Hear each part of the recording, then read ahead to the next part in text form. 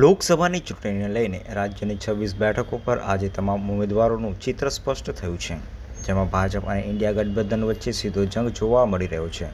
ત્યારે 23 બારડોલી લોકસભા બેઠકના ઉમેદવારોનું ચિત્ર સ્પષ્ટ થયું છે.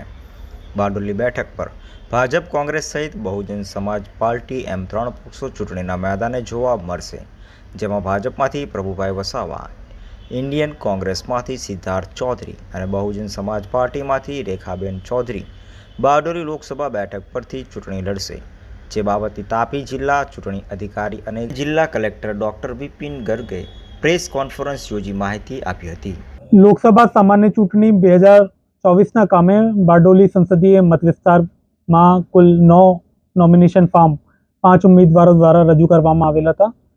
સ્ક્રુટની દરમિયાન 2 નોમિનેશન ફોર્મ રિજેક્ટ કરવામાં આવેલા, એટલે 3 ઉમેદવારના 7 નોમિનેશન ફોર્મ આપણે પાસે રહેલા. આજે વિડ્રોલની આખરી તારીખ હોય, કોઈ પણ ઉમેદવાર દ્વારા જે નોમિનેશન પેપર પરત ખેંચવામાં આવેલ નથી, એટલે કુલ 3 ઉમેદવારોને હરીફ ઉમેદવાર તરીકે જાહેર કરવામાં આવેલ છે. એમાં ચૌધરી સિદ્ધાર્થ અમરસિંહ જે ઇન્ડિયન નેશનલ કોંગ્રેસના, પ્રભુભાઈ નાગરભાઈ વસાવા જે ભારતીય જનતા પાર્ટીના અને રેખાબેન હરસિંહભાઈ ચૌધરી બહુજન સમાજ પાર્ટીના કુલ 3 ઉમેદવાર હરીફ ઉમેદવાર તરીકે જાહેર થયા અને જે ચૂંટણી છે એ 7મી મહિના રોજ યોજાશે.